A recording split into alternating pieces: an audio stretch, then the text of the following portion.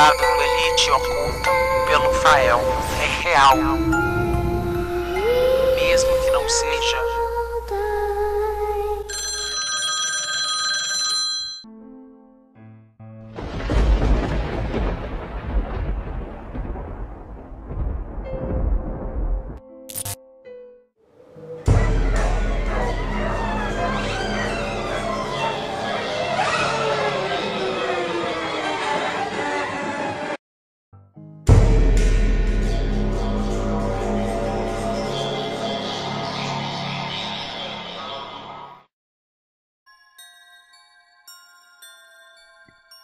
Olá, eu me chamo Júlia, tenho 52 anos e esse fato ocorreu em meados dos anos 90.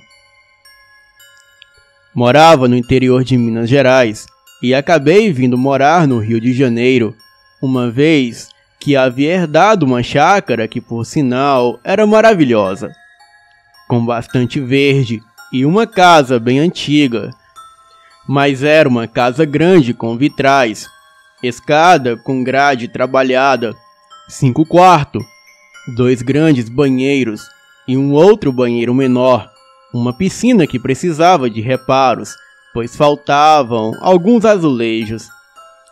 Enfim, uma casa bastante tentadora e com a vantagem de já estar mobiliada com vários móveis antigos.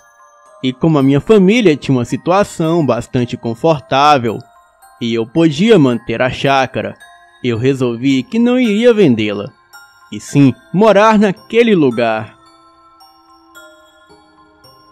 Na verdade, ninguém da minha família havia morado nela, porque a chácara era parte do pagamento de uma dívida passada há muitos anos atrás. E a casa meio que ficou abandonada durante todos aqueles anos, porque ninguém se interessou em morar nela. Mas quando houve uma divisão de bens devido à morte de um parente, eu recebi a chácara como parte da herança.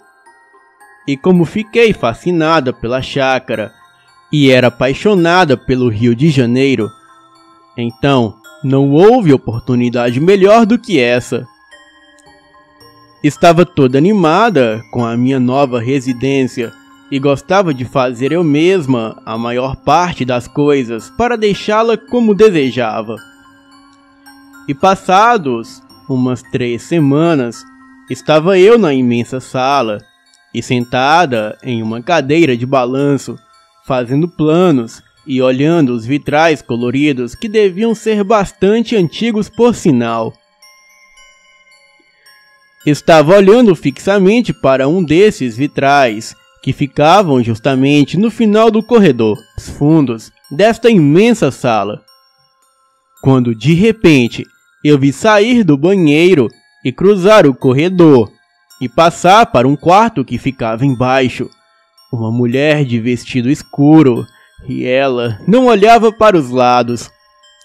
Simplesmente cruzou o corredor e entrou no quarto, e eu fiquei ali parada, hipnotizada e sem acreditar. Aquilo era uma mulher muito real para mim. Não podia ser imaginação.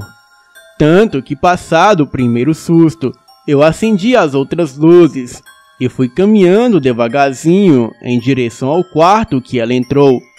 Mas só me deparei com a mobília antiga e um grande e imenso armário com um espelho oval maravilhoso. Mas não havia nenhum sinal da mulher. E eu sabia que não era ilusão de ótica, pois eu tinha certeza do que eu havia visto. E passados uns 3 dias do ocorrido, estava eu arrumando a casa, limpando ela durante a noite. E as lâmpadas do corredor em toda a sua extensão ficaram fracas e piscaram algumas vezes. Então, acabaram apagando e voltaram normalmente. Eu continuei a fazer as minhas arrumações, e dali a 20 minutos mais ou menos, o mesmo aconteceu com o lustre da sala e eu fiquei meio apreensiva. Fui até a caixa de fusíveis na cozinha mas não vi nenhuma coisa que pudesse indicar algo de errado. Então, já meio cansada, eu fui escovar os dentes e dormi, e quando estava na pia, eu ouvi um forte barulho de portas batendo, mas eu já havia trancado tudo. Eu fui com cuidado examinar cada porta, mas estava tudo normal como eu havia deixado. Bem, mais alguns dias, e eu estava na beira da piscina vendo um luar maravilhoso junto com 2 amigos meus. E ficamos ali papeando e bebendo, quando eu saí para pegar o gelo, e o meu amigo disse que iria ao banheiro, e a minha amiga continuou lá na beira da piscina. E quando eu voltei, ela estava olhando fixamente para cima, mas precisamente para o andar de cima da casa. E eu perguntei o que ela estava olhando, e ela disse que tinha visto uma mulher abrir a porta da varanda de cima e sair, cruzar a varanda toda e entrando em outra extremidade da casa.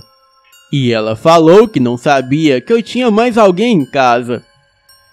Eu falei com ela que realmente não tinha mesmo. E ela disse que tinha visto uma mulher de cabelos presos junto à nuca, como se fosse um coque. E ela andou por toda a varanda e depois entrou por outra porta do outro lado da varanda. Aquilo me fez arrepiar todinha. Disse que havia visto uma pessoa assim na sala semanas antes e ela se benzeu. E nesta mesma noite, esses meus 2 amigos e eu estávamos já dentro de casa quando ouvimos um barulho de água na piscina, como se alguém estivesse mergulhando nela. Mas quando corremos para a janela, em direção à piscina, não havia nada, e nem sequer água jogada para fora da piscina. Cheguei um dia em casa, e após colocar uma camisola para dormir, estava soltando o cabelo, e fui em direção à janela descompromissadamente, quando de repente observei uma luminosidade alaranjada que piscava e outra luz vermelha que também piscava incessantemente. E foi quando eu dei por mim e reparei que era o carro estacionado lá embaixo e o pisca-alerta estava ligado sozinho. Eu sabia que eu não havia ligado o pisca-alerta, ainda mais dentro da chácara. E mesmo porque ali era silencioso demais e eu iria ter percebido o barulho que faz depois de ter desligado o carro. Bem, passaram-se os dias e já não me sentia tão confortável assim dentro daquela casa. Um dia, estava trovejando e chovendo bastante, e naquele dia estava tendo um sério problema de queda de luz. E para piorar, estava chovendo demais. Resolvi sair da cama e conferir se as luzes já haviam voltado, e graças a Deus já estava tudo funcionando. E resolvi ir ao banheiro, e quando voltei, eu olhei para a porta da entrada da frente, o qual consistia em uma porta imensa de madeira. E acima da porta havia um vidro grande em forma de meia-lua, dividindo em 3 acima da porta. E então eu me tremi toda, pois havia uma pessoa, um rosto colado no vidro, olhando para dentro. Mas não parecia totalmente humano, porque os olhos pareciam quase saltar das órbitas e eram quase 2 bolas brancas, bastante arregaladas, olhando para dentro da casa, fazendo com que eu soltasse um grito e corresse para longe, e ao olhar de novo não havia mais nada ali. No dia seguinte, reparando com mais atenção, não havia como uma pessoa ficar ali fora, porque não havia nada para que pudesse se apoiar ou escalar sequer. E mesmo que conseguisse subir com o pé pela maçaneta, não tinha onde segurar as mãos ou se prender, e além do mais, não teria altura para chegar ao vidro, pois era bem alto a distância entre a maçaneta e o vidro para que pudesse olhar para dentro. E eu tinha certeza de ter visto algo, e era um rosto, mas os olhos eram imensamente grandes e brancos, quase saltando do globo ocular. Era horripilante mesmo. Ficava cada dia mais assustada e angustiada, mas como não era diariamente os fatos esquisitos, acabava me dando tempo para me refazer dos sustos e continuar em frente. Teve um dia, inclusive, que eu fui pegar uma lata de conserva na despensa. Era um pequeno quartinho, e depois de ligar a lâmpada do quartinho, estava lá dentro procurando a conserva, e eu senti um frio grande e algo emitia um som de rosnado. E quando olhei pela porta, ela bateu com violência, e eu fiquei gelada de medo. Me apoiei na porta e segurei a maçaneta, mas ela abriu com facilidade, e eu já estava pensando que iria ser igual às cenas de filme de terror, que a porta não abre, mas ela abriu normalmente, o que me deu um certo alívio.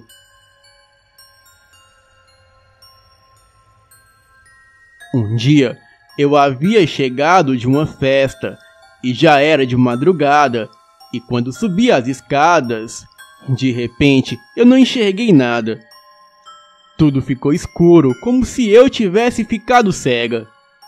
Fiquei desnorteada, e ao virar para trás, o meu pé resvalou nos degraus abaixo, e simplesmente eu rolei a escada. Acabei parando lá embaixo, e batendo com a nuca no ferro da grade lateral. Mas não perdi os sentidos. Eu fiquei só parada sem entender muito o que havia acontecido. Estava enxergando normalmente. E eu ouvi neste momento barulho de portas batendo por toda a casa.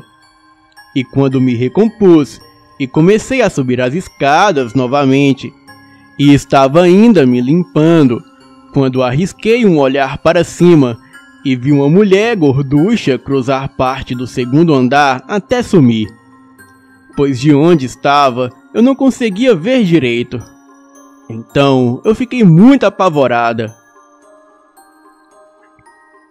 Comecei a ter dificuldades para dormir e rolava na cama para conseguir pegar no sono. Eu estava ficando em frangalhos. Estava pensando justamente nisso, quando já havia entrado na chácara com o carro e estava passando por uma pequena estradinha rente a uma ribanceira, já dentro da chácara para chegar na garagem, quando o pneu da frente do carro saiu da estradinha. Eu me apavorei fazendo um movimento brusco com o volante e acabei por derrapar e mergulhei na ribanceira, e o carro caiu de uma altura de cerca de 5 metros, deslizando no barro e no capim e parando lá embaixo. E quando bateu com toda a força em um pequeno morro de barro no final da ribanceira, eu estava sem cinto de segurança e acabei arrebentando o vidro com a cabeça. E como o carro ficou bastante inclinado, eu saí pelo para-brisas. E por incrível que pareça, eu sofri apenas arranhões superficiais e um imenso galo e um pequeno corte na cabeça. Eu retirei o sapato de salto que eu usava e usei uma parte menos íngreme para chegar na estradinha e andei o resto do caminho e depois subi alguns degraus para chegar na lateral da casa. Tomei um banho, pois estava com barro e toda suja de terra. E enquanto estava colocando álcool nos arranhões, eu ouvi nitidamente o barulho de passos no andar de cima, e quase que correndo, e o barulho de uma voz que rosnava, e dali a um tempo, o barulho de alguma coisa mergulhando na piscina. Eu dormi no sofá da sala e acordei, já eram umas 11 horas da manhã. Estava me sentindo toda dolorida e o corpo todo doía. Eu fiz um café bem forte e resolvi trocar de roupas e sair dali para espairecer. E quando cheguei no quarto, eu vi a minha colcha toda rasgada, como se garras tivessem rasgado ela todinha, e eu estava incrédula. A minha penteadeira também tinha um vidro de perfume quebrado, e o outro estava espatifado do outro lado do quarto, como se tivesse sido arremessado na parede com toda a força. E tinha a marca do perfume espirrado e escorrido na parede. Eu tratei de limpar aquela bagunça e saí dali. Chamei o reboque do seguro e fui para a casa de amigos. E eles acabaram me aconselhando a ir no hospital, ver se não havia quebrado nada. E depois eu resolvi aproveitar e visitar a minha faxineira e descobri por que ela não apareceu mais na minha casa, pois estava intrigada e achando que ela podia me adiantar alguma coisa ou descobrir algo. Ela morava a alguns quilômetros e eu peguei um táxi ali perto e rumei para lá. E assim que eu cheguei, ela me disse que estava trabalhando para outras patroas e não tinha mais tempo para me atender.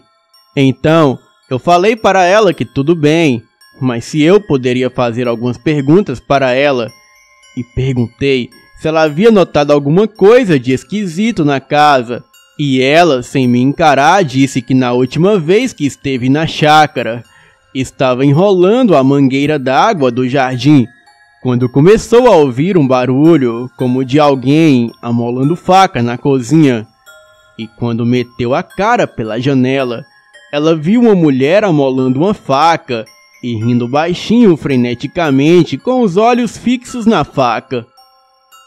Ela foi até o quartinho e catou as suas coisas e saiu fora dali o mais rápido possível. Achava que estava correndo risco de vida. E desde então, ela nunca mais apareceu. Fiquei ali imóvel, ouvindo ela me falar tudo aquilo. Eu continuava a ouvir barulho, como se alguém tivesse mergulhando na piscina, e saía correndo para a janela do quarto para ver e não tinha nada. Ouvi no andar de baixo um dia o barulho de risadas, e quando desci, parecia que nada havia acontecido. Só ouvia os grilos lá fora. E então, um certo dia, eu acordei com algo fungando no meu ouvido. E eu fiquei sentada observando. E acabei voltando a dormir. Pois às vezes, acabava tomando um calmante. Uma vez que um amigo meu, que era médico, me receitou um calmante bem leve. E acabava fazendo um efeito forte porque eu não estava acostumada com isso.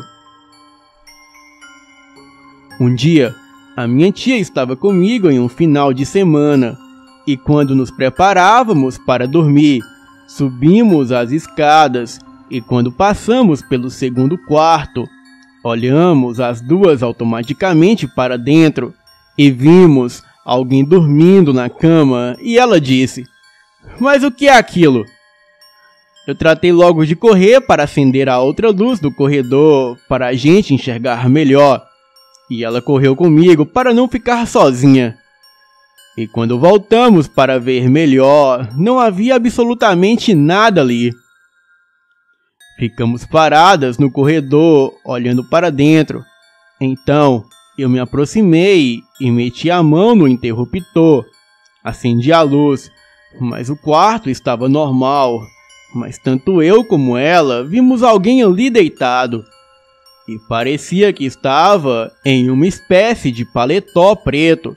E eu me lembro nitidamente que calçava sapatos, deitado em cima da cama.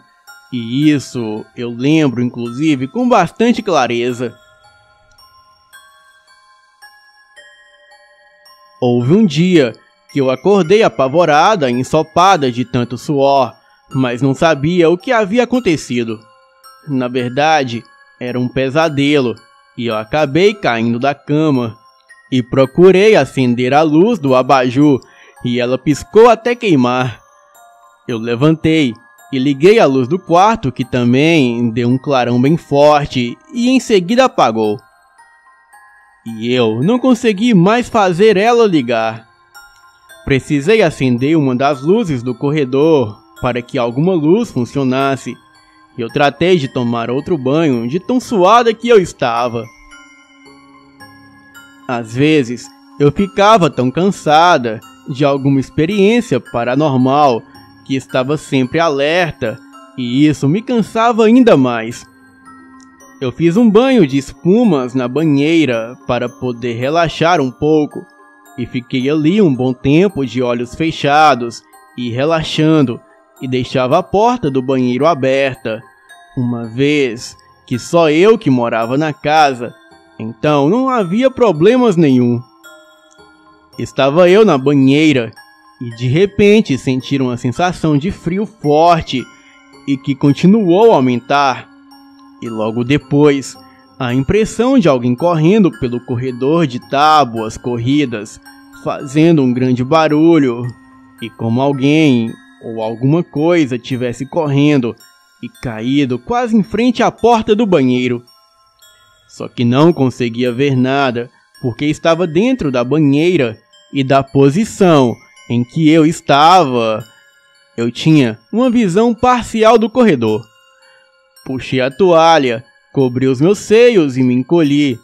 Fiquei em silêncio naquela horrível expectativa, e assim ficou por algum tempo, e de repente, alguma coisa se arrastava bem perto da porta do banheiro, mas nunca chegava até em frente à porta, e dava um tempo, e logo em seguida voltava a se arrastar. Aquilo era enlouquecedor.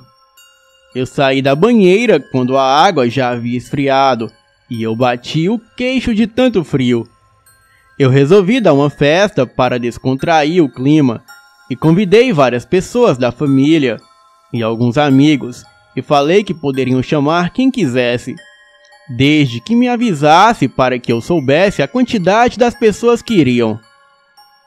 Deixei as pessoas circularem livremente pelos aposentos, e apenas tratei de trancar o meu quarto, ou guardar também as coisas valiosas, já que haviam muitas pessoas estranhas na festa. Até então, tudo estava correndo bem, com música, comida, bebida, mas sem excessos. E quando eu fui na porta da casa me despedir de um convidado, eu fui chamada para ir até a piscina, e pediram para que eu olhasse para cima. E ali havia duas convidadas histéricas, agarradas na grade da imensa varanda do andar de cima. E elas gritavam e pareciam realmente apavoradas. Os outros convidados foram acudi-las, e uma delas torceu o pé, pois resolveu descer pela varanda e pulou no gramado.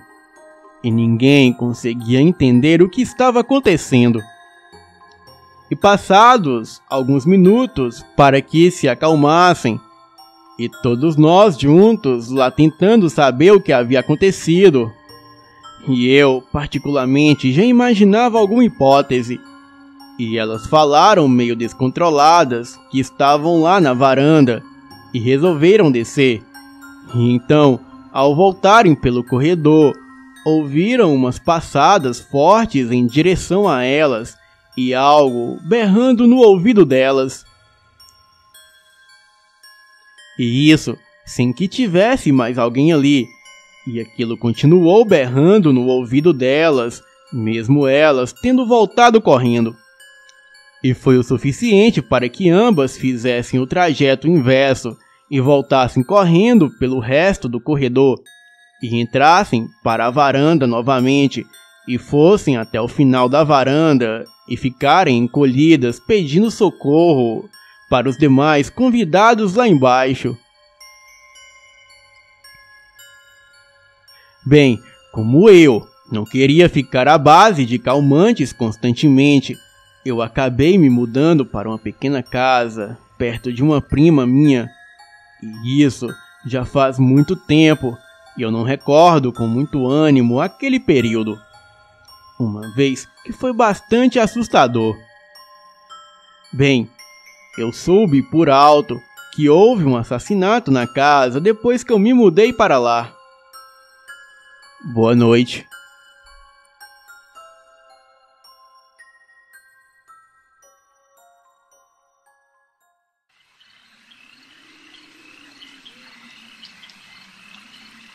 Boa noite a todos do canal. Este fato aconteceu com a minha mãe, que se chama Malu. E aconteceu a partir da época que ela tinha 8 anos de idade. O meu vodrasto tinha uma casa em Teresópolis, estado do Rio de Janeiro, a qual era bem afastada da cidade, que herdou da mãe e que o pai a tinha comprado e reformado em 1962. E desde 1979, a família do meu vodrasto iam esporadicamente para essa casa em alguns finais de semana. A casa ainda existe e acho aquela casa bem sombria. Na época, ela tinha um terreiro grande em volta, um rio atrás com uma floresta ao fundo, mas apesar de ser bonita e grande, o lugar era meio ermo e ficava em um vale profundo, sendo que havia algumas casas vizinhas, porém vazias ou com caseiros, e era bem escuro à noite. Em 1986, o meu vodrasto, com 81 anos, se casou com a minha avó, e ela tinha apenas 22 anos na época. E também já era mãe da minha mãe, que na época tinha 5 anos de idade.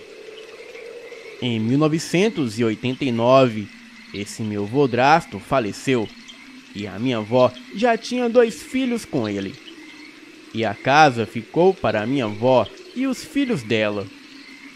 E depois da minha avó se aposentar, ela, minha mãe e os seus irmãos se mudaram de Paraty e foram morar lá na casa em Teresópolis.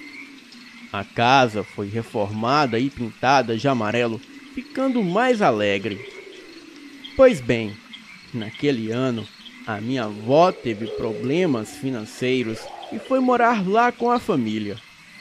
E foi aí que fatos inusitados aconteceram. Em um sábado do mês de maio, a minha mãe, na época com 8 anos, acordou por volta de meia-noite, pois segundo ela, uivos muito altos vinham da floresta escura que ficava perto da casa. Então ela se levantou e saiu do quarto onde os outros irmãos ainda estavam dormindo. A casa tinha 3 quartos e, ao passar pelo corredor, no andar de baixo, ela foi até a janela da sala. Abriu a cortina e lá fora, no jardim perto da floresta e em volta da casa, ela viu 5 criaturas, metade cães e metade homem. Ela descreve as criaturas como lobisomens, pois os mesmos tinham olhos vermelhos que se acendiam na noite, pelos negros por todo o corpo, cara de cachorro tipo pastor alemão, e todos andavam com uma postura corcunda. Eles davam volta pelo jardim da casa como se estivessem procurando algo. E então, eles ficavam em uma postura ereta e cheiravam o ar em volta. Ela, criança, foi no banheiro que ficava perto do quarto da minha avó, lavou o rosto e em seguida foi acordar a minha avó e perguntou a ela: Mãe, quem são aqueles 5 cachorros grandes que andam igual gente?" A minha avó sonolenta perguntou aonde ela viu isso. E ela respondeu que eles estavam lá fora. Então a minha avó respondeu: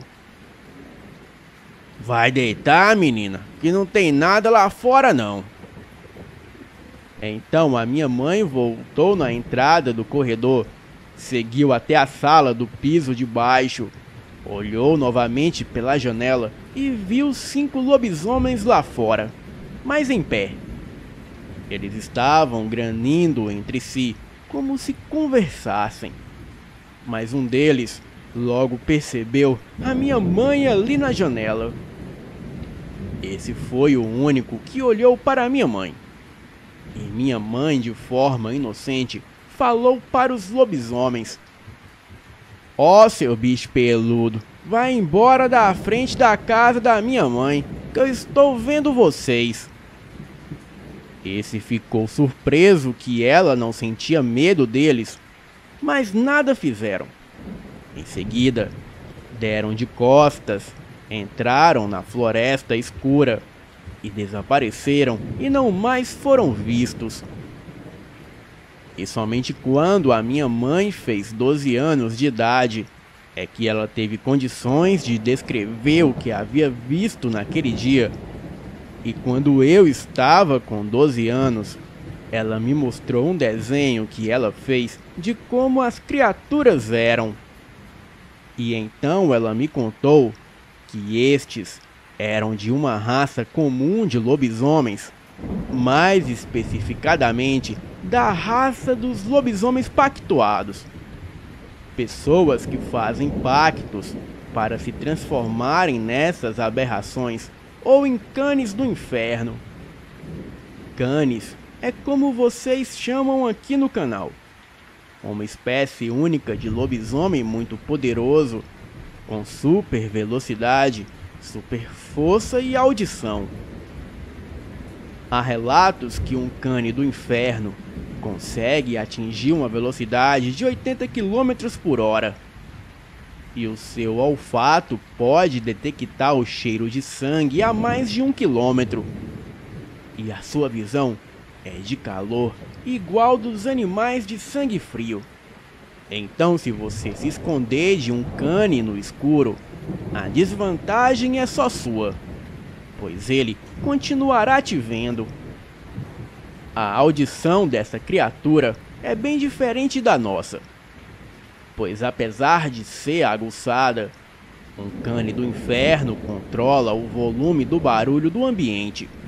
Exemplo: se tem um barulho de um caminhão passando por perto, eles podem naturalmente diminuir a intensidade que escuta o barulho, ou até mesmo bloquear o barulho por completo de sua audição. Igual quando prendemos a respiração. Agora, se o barulho estiver longe e for algo interessante a eles de escutarem, como passos do inimigo ou até mesmo o uivo de um outro lobisomem, eles têm a técnica de amplificar a audição e ouvir aquele barulho 15 vezes mais alto do que uma pessoa comum. E isso ao mesmo tempo que eles bloqueiam as suas audições para outros ruídos. Resumindo, um cane do inferno só vai ouvir o que ele quer ouvir e no volume que ele bem entender. Canes são criaturas misteriosas e nem sempre dominam a transformação por completo, e muitas das vezes podem se transformar em outra criatura que não tem nada a ver com lobisomem, e às vezes até mesmo mais poderosos. Isso se dá quando o corpo humano não está preparado para receber todo esse poder. E é por isso que muitos falam que um cane do inferno tem 5 vezes a força de um lupino de sina. Porém, na minha humilde opinião, eu digo-lhes que somente um cane do inferno seria capaz de derrubar facilmente uma matilha de lupinos com 20 lobisomens. E por que eu sei disso? A minha mãe se familiarizou com um desses canes anos mais tarde. E ele até veio a ser o meu padrasto. Mas quando a minha mãe descobriu que foi ele que matou meu pai biológico, ela se afastou dele por completo. Porém, a história vai muito mais além. Todo Kane pertence a uma seita religiosa satânica. A minha mãe enganada chegou a participar dessa seita de adoração a Satã, e ela era uma das sacerdotisas que realizava o Black Sabbath das bruxas daquela seita. E quando se entra nessa seita, existe um juramento que um membro nunca pode fazer mal a outro membro, e sim tem o dever de protegê-lo. E somente o sumo sacerdote pode julgar os membros que se rebelam contra a seita ou fazer algo contra os princípios. Quando a minha mãe chegou a se afastar do grupo, eles a sequestraram mais tarde e a julgaram. Então, uma das bruxas fizeram o julgamento dela por hidromancia, que é a arte de ver o futuro pela água. Essa bruxa que se tornou sacerdotisa no lugar da minha mãe tinha o poder de adivinhação. Então ela pegou um balde de água e foi ver o que a água mostraria que deveria acontecer com a minha mãe. Bem, a água não mostrou simplesmente nada. E como eles eram extremamente supersticiosos, entenderam que como a água não mostrou nada, então nada deveria acontecer com a minha mãe, e assim a libertaram. Ela já está livre dessa seita, se tornou pastora evangélica e já escreveu vários livros cristãos sobre este tema. Bem, este foi o meu relato, e digo que esse não é nem 2% de toda a história que aconteceu com a minha mãe no período que ela se tornou membro dessa seita, pois eu queria mesmo era destacar a parte dos lobisomens, pois eu percebi que o canal é bastante voltado para isso. Mas se vocês quiserem ouvir a história por completo, deixem aqui nos comentários que eu escrevo e envio para o canal futuramente. Boa noite.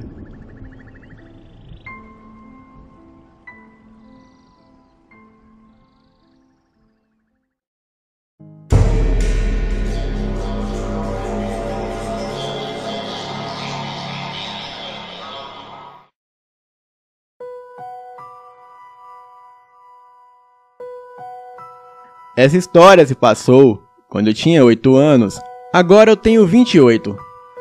Isso aconteceu na cidade onde eu nasci, Sarandi, no Rio Grande do Sul.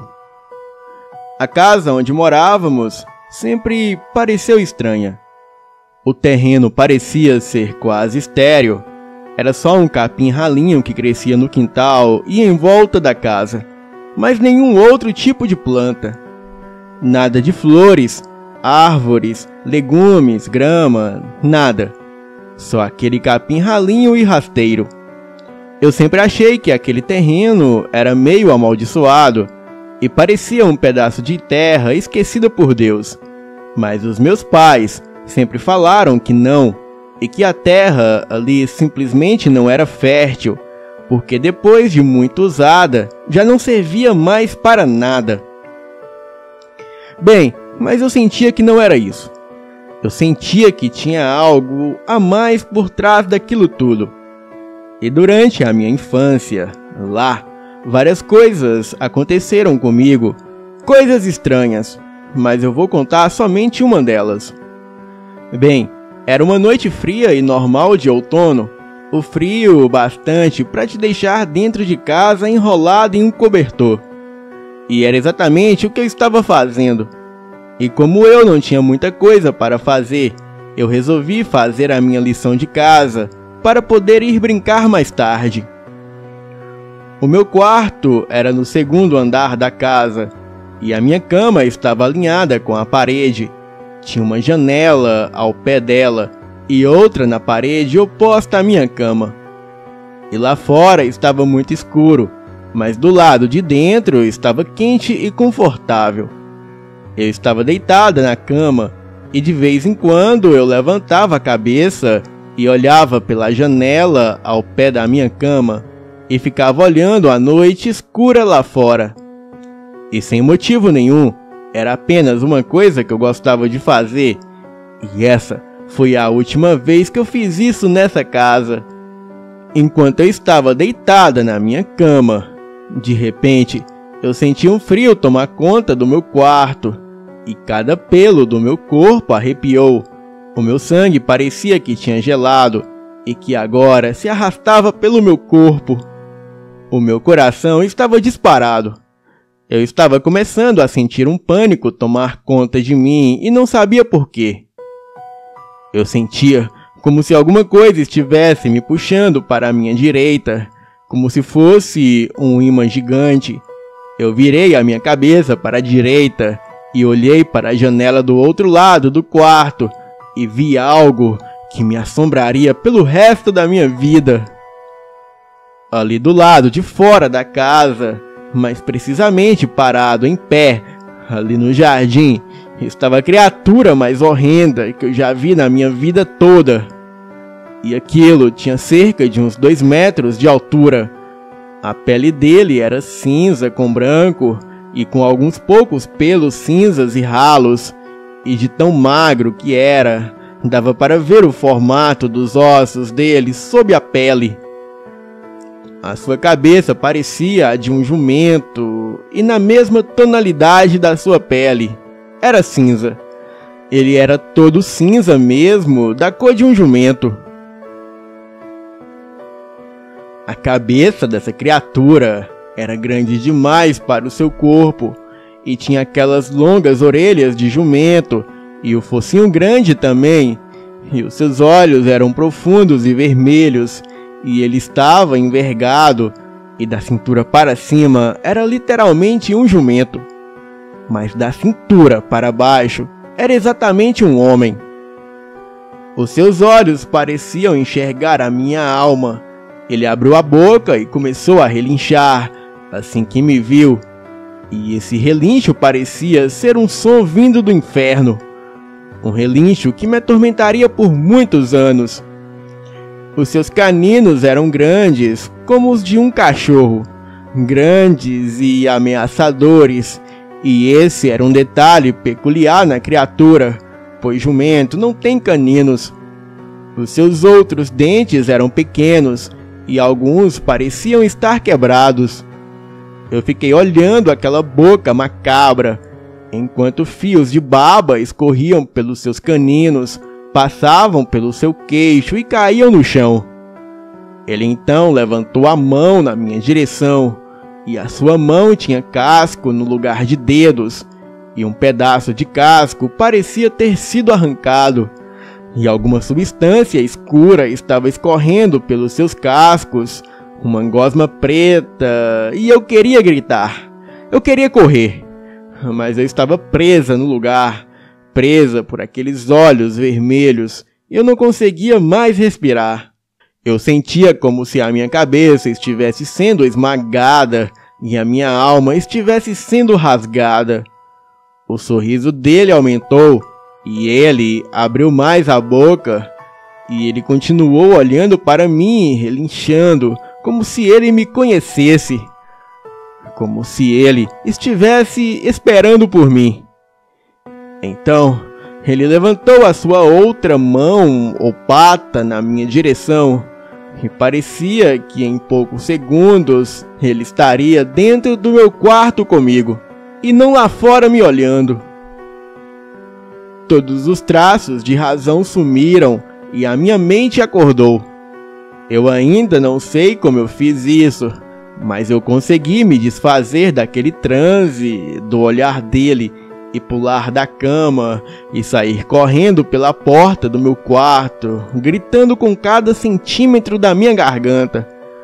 Eu podia sentir ele me atraindo, podia sentir aqueles olhos penetrantes me olhando por trás, enquanto eu corria do corredor até o quarto da minha mãe. É claro que quando ela, o meu padrasto e o meu irmão mais novo voltaram, aquela coisa não estava mais lá fora, mas eles sabiam que eu tinha visto alguma coisa e não tentaram me convencer de que era apenas a minha imaginação. Eles me acalmaram e trancaram as janelas do meu quarto, fecharam as persianas e as cortinas, e eu não consegui dormir lá naquele quarto por mais de um ano. E toda a minha família, mãe, padrasto, irmão e a minha irmã ouviram o que eu falei que tinha acontecido. O meu irmão até hoje lembra quando entrou no quarto com os meus pais, e a criatura jumento era uma história que nós não contávamos muito, pois sempre trazia medo a todos nós quando alguém falava dela.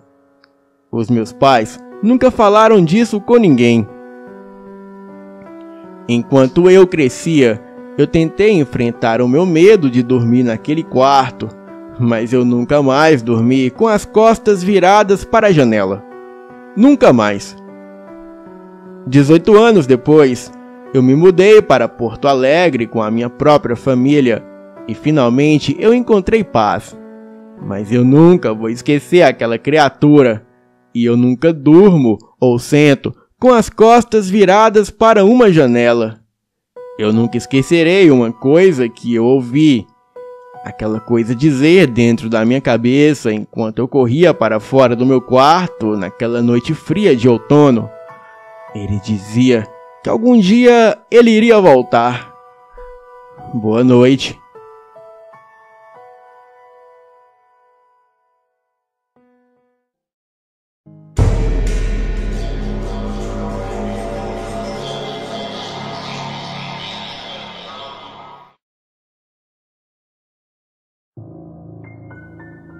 O meu avô, quando era moço e morava na cidade de Lorena, São Paulo, naquele tempo ele e tantos outros homens trabalhavam na fábrica de pólvora Getúlio Vargas. E por falta de recurso e infraestrutura, não havia ônibus para transportar os funcionários. Então, os que ganhavam bem iam ao trabalho de trem, pois nos anos 70 a malha ferroviária no país era outra, bem mais ativa do que nos dias de hoje. E aqueles que não tinham recursos financeiros, como era o caso da esmagadora maioria dos funcionários da fábrica, eles iam de bicicleta os 30 quilômetros que separava Lorena até onde ficava a tal fábrica. E como a segurança naqueles tempos era bem melhor do que hoje, o meu avô, ao encerrar o seu turno por volta das 5 da tarde, juntamente com 3 ou 4 amigos, pegavam as suas bicicletas e voltavam para casa. E em uma determinada dita estrada, quando estavam todos retornando para casa, em torno de 7 da noite, e quase chegando na avenida que dava acesso à entrada da cidade de Lorena, eles viram um animal que creio que era um tatu parado na beira da estrada. O tatu estava imóvel, olhando para eles. E como as pessoas daquele tempo não tinham escrúpulos, coisa que o meu avô se arrependeu amargamente ao final da sua vida, pois mesmo que a caça fosse liberada no país, o meu avô dizia que caçar é coisa de gente sem coração e atrasada. E apesar de estranhar que o bicho não fugia, eles encostaram as bicicletas na guia da estrada e correram para tentar caçar o tal tatu. Então, a coisa que era estranha ficou mais esquisita, pois eles tacaram um porrete na cabeça do animal, pedras, e o bicho não soltava nenhum gemido e nem corria. Apenas parecia que sumia do local e aparecia em outro. Eles ficaram fazendo isso por um tempo, até que estranhamente o meu avô depois percebeu que ele e os seus amigos estavam em um breu total, mas estranhamente ainda enxergavam o bicho. Eles entraram no meio do mato para tentar caçar o animal, até que alguém percebeu que aquilo não era algo normal. O estranho é que eles se viram em um local escuro onde não havia nada. Não tinha mato, pedras, lua, estrela, não havia nada. O meu avô conta que era desesperador e apenas de vez em quando surgia aquele tatu imóvel e desaparecia para em seguida aparecer em outro local. E foi assim a noite toda.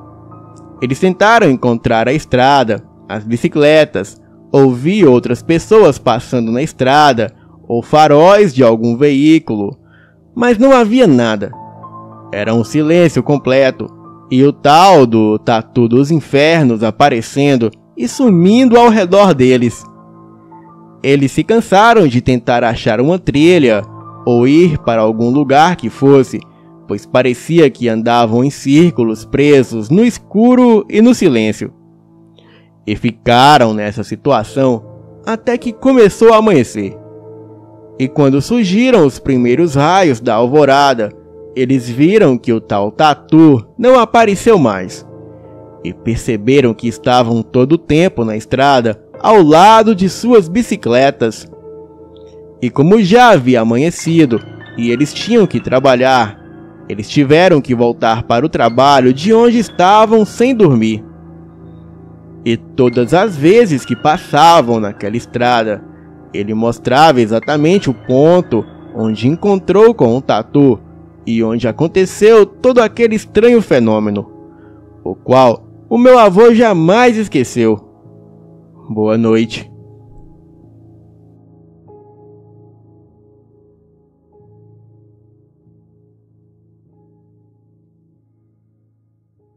Mostrava exatamente. Olá, o meu nome é Pedro. Atualmente levo uma vida saudável, me alimento bem e pratico atividades físicas. Estou feliz com o que vejo refletido no espelho. Me sinto até um cara bonito. Mas isso nem sempre foi assim. Eu tive uma adolescência conturbada, sofria bullying na escola e o meu rosto mais parecia uma barra de choquito inflamado. Eu era magrelo, feito um varapau. Tinha vergonha até de responder à chamada quando a professora falava o meu nome. Felizmente o tempo foi passando, as espinhas desaparecendo. Porém, a timidez insistia em me perturbar. Os anos de ensino médio passaram tão rápidos que não tive tempo de fazer novas amizades. Talvez fosse a timidez. Talvez ninguém fosse interessante o bastante para que eu vencesse a barreira da vergonha e me aproximasse. A não ser o cara mais chato da face da terra. O meu único amigo, o Luigi, que está na minha vida desde o jardim de infância. Como eu pude correr da Flaviane, eu não sei. A Nina era uma gatinha que vivia me perseguindo, querendo estudar. E eu não tinha coragem de me aproximar dela. Eu ficava quieto no meu canto e na última carteira da sala de aula, com a cabeça coberta pelo capuz do casaco. Fazia sol, fazia chuva, estava sempre me escondendo atrás do maldito capuz. Quando passei no vestibular, eu ganhei um palho do meu pai. Ele dizia que era para eu levar a namorada para a faculdade. Pois é, a pressão era grande. Os meus familiares me enchiam o saco, querendo saber quando eu iria arrumar uma namorada. Ou pelo menos pegar uma garota qualquer. Acho que o meu pai pensava que eu era viado. Ninguém mais do que eu era doido para pegar uma garota. Cara, eu era louco para tocar nos peitinhos e sentir o cheiro de suor. Mas eu vivia trancado no meu quarto, me masturbando, assistindo vídeos e sonhando com garotas. Eu já estava ficando maluco e morria de medo de chegar numa menina e levar um fora. Minha nossa, o que acontecia com toda a cultura inútil que eu aprendi no Google? Eu poderia falar sobre várias coisas, poderia até ser divertido, mas não adiantava nada tudo isso. Na hora de falar com alguma gata, a minha mente travava. Eu não sabia o que dizer, e não saía uma só palavra que prestasse da minha boca. eu apenas gaguejava. O Luigi era o meu parça, o meu amigo de fé. Entramos juntos para a faculdade, mas em cursos diferentes. Ele me zoava, mas também era um nerd tímido feito eu. Era outro moleque que só falava. E chegar nas meninas que era bom, nada. E aos 18, era tão virgem quanto eu. Então bolamos um plano de como sairíamos da condição de invictos. A primeira tentativa foi curtir uma noitada. Caprichamos no visual, no bolso e no perfume. E quando chegamos na balada, enchemos a cara na cerveja do encorajamento, para ver se a gente conseguia chegar numa menina ou outra. Mas o final da noite você já deve ter imaginado. Eu e o Luigi não arrumamos nada. E ficamos tão bêbados que tivemos que dormir dentro do carro, no estacionamento da boate. Fiquei tão chapado que não proferi uma palavra que fosse capaz de ser compreensível. O meu amigo vomitava tanto que pensei que ia se esvair completamente. Definitivamente, essa foi a pior ideia que dois idiotas virgens poderiam ter. Afinal, como a gente ia conseguir uma mulher na balada, bêbados, feito peru em véspera de Natal, a coisa estava ficando feia. Nos lugares que frequentávamos, havia gatas maravilhosas. No clube, na faculdade, festinha de aniversário e até na igreja. Mas quem disse que a gente pegava uma gostosa sequer? Foi então que eu e o Luigi decidimos procurar uma garota de programa.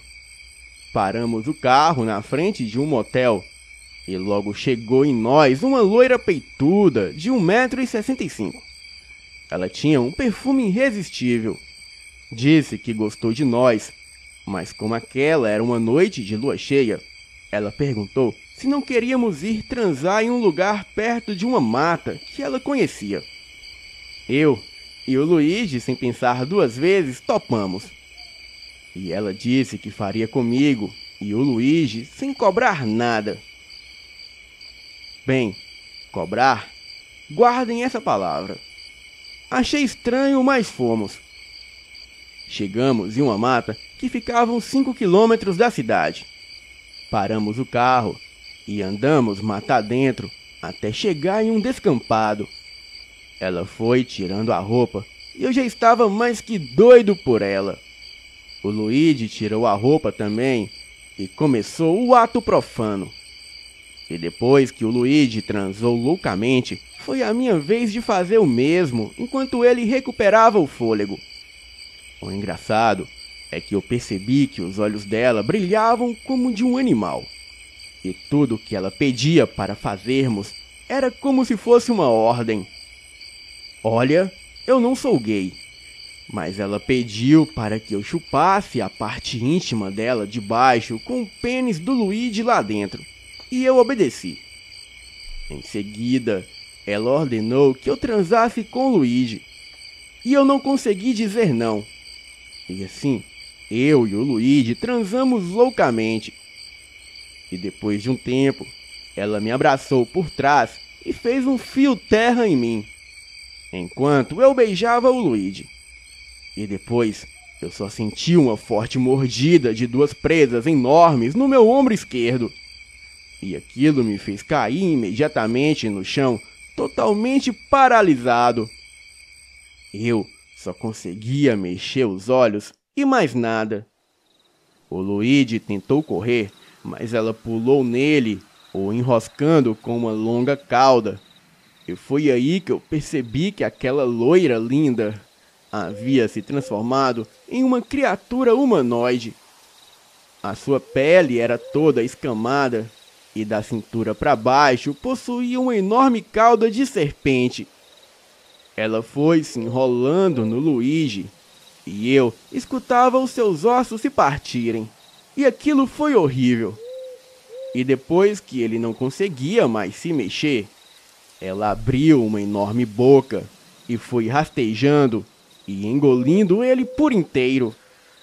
e depois de engolir o Luigi, ela bem lentamente virou para mim, ali no chão com a barriga enorme, e disse que em 4 dias, quando ela digerisse o Luigi, seria a minha vez de ser devorado, pois o veneno que ela injetou em mim reduziu os meus batimentos cardíacos e todas as funções vitais do meu corpo. E dessa forma, eu sobreviveria 4 dias ali paralisado, sem água e sem comida. E assim, ela me comeria vivo. Aquele foi o maior terror que passei em toda a minha vida. Eu rezei muito em pensamento para não morrer. E parece que Deus ouviu as minhas preces, pois na tarde do dia seguinte, 4 caçadores estavam se aproximando de onde estávamos. Porém, eu não conseguia gritar. Então, aquela criatura vomitou o Luigi e em seguida se transformou novamente em mulher e correu para dentro da mata, no exato momento em que os caçadores chegaram.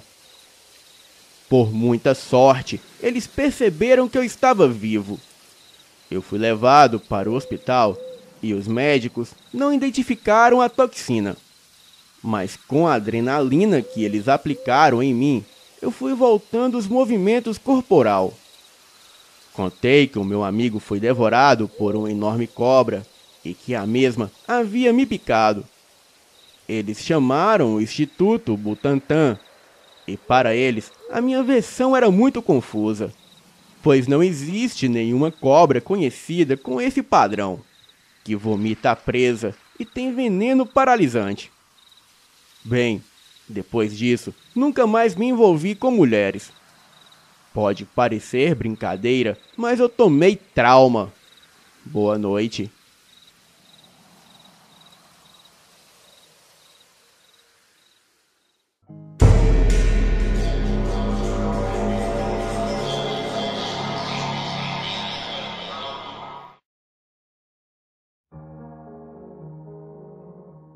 Olá, Fael.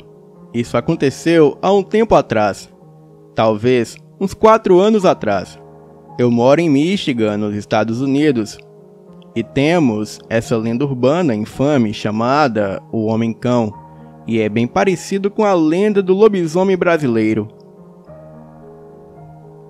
Bem, de qualquer forma, eu estava no ônibus escolar indo para a escola. E o mesmo seguiu por este caminho, ao lado de um cemitério abandonado e uma ferrovia com uma grande floresta em volta. E ao cruzarmos os trilhos da ferrovia, eu olhei para a direita e o que vi foi confuso pra caramba. Haviam 2, talvez 3 criaturas enormes andando sobre os trilhos. Pareciam enormes cães negros, só que quase do tamanho de um boi. Alguns traços também lembravam uma pessoa, e você podia ver também os seus ossos por cima da pele, de tão magros que eram. Eram por volta de 6 da manhã, e eles estavam em uma boa distância do ônibus, mas você podia ver claramente o que eram. Claro, eu estava com medo. Então, eu olhei para o meu amigo que estava sentado do meu lado, e ele estava confuso sobre aquilo. E as outras crianças no ônibus começaram a falar sobre aquilo.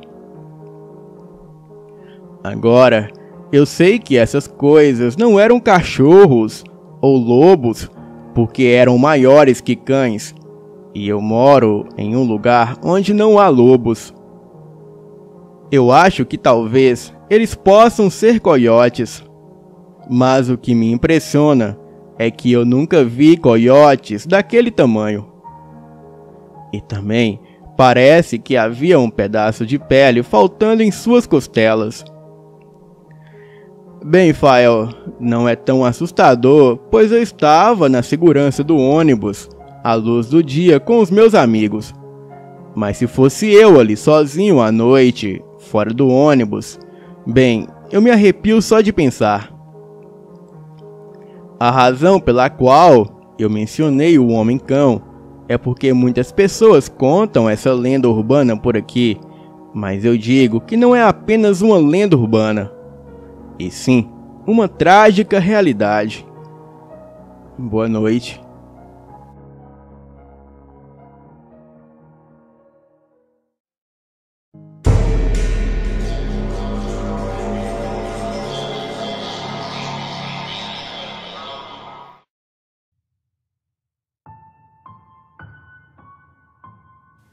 Essa história eu escutei de um amigo e às vezes eu fico pensando se a dimensão em Sete Além não pode ser um mundo paralelo com o nosso. Bem, um pai de um amigo tem um sítio numa cidade do interior. E cerca de 3 anos atrás, quando eu estava de férias da faculdade, o meu amigo e o seu primo resolveram ir passar um dia nesse sítio, já que eles estavam na cidade e não havia nada melhor para fazer. Chegaram ao sítio por volta do meio-dia, e a primeira coisa que fizeram foram colocar os seus calções de banho e ir para um açude que havia no local. Bem, era época de chuva, e o pai do meu amigo tinha fincado um tronco enorme bem no meio do açude para medir a profundidade e o aumento do nível da água. O meu amigo e o primo começaram a nadar até onde estava o tronco e brincar ao redor. E de repente começaram a conversar e nadar e brincar com várias pessoas, a maioria mulheres ali dentro da água. Eles viam claramente as pessoas, falavam com elas e tudo parecia normal. E de um momento para o outro, tudo desapareceu e eles caíram na real que não poderia haver ninguém ali. Eles ficaram atônitos e sem entender nada. O que mais me impressiona nesse relato é que tanto meu amigo como o primo dele viram as mesmas coisas, tiveram as mesmas sensações e as mesmas experiências. E eles dizem que naquele momento sentiram-se como se estivessem num sonho ou numa realidade paralela, onde as coisas mais absurdas não causam estranhezas e não fazem você se questionar sobre nada. E só quando caíram na real é que tiveram noção do que tinha acontecido. E até hoje, nenhum dos dois tem explicação para isso. E eu acho isso uma história muito impressionante. Boa noite.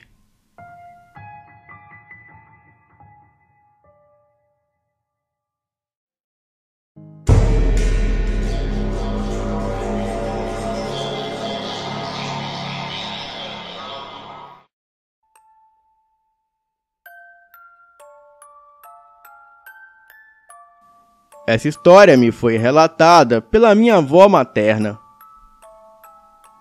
Há anos, em minha cidade, havia um casal de noivos, e o noivo era militar e competia com hipismo. Em uma das suas viagens para a competição, chegou até a sua noiva uma falsa notícia de que teria acontecido um acidente com seu noivo e ele morreu. Ela entrou em desespero e acabou tirando a própria vida. Ele, ao retornar da viagem, ficou sabendo do triste fato, mas a sua vida continuou normal. Algum tempo mais tarde, ele estava em uma competição de hipismo e tinha uns fotógrafos junto dele. E de repente, o cavalo começa simplesmente a pular desesperado. E quando o cavalo levanta as patas da frente para derrubá-lo, ele fala: "Será que não tem uma alma santa para segurar as patas desse cavalo?" E para a surpresa de todos, no exato momento que foi tirada uma foto essa que a minha avó tinha. Bem, nessa foto, no peito do cavalo, aparecia o rosto da sua noiva, e do próprio rosto saíam 2 mãos, as quais seguravam as patas do cavalo. Bem, este fato é verídico, e realmente aconteceu. A minha cidade é Dom Pedrito, no Rio Grande do Sul. E aqui, como é uma cidadezinha provinciana, acontecem muitas coisas desse tipo. E em breve eu trarei para o canal. Boa noite.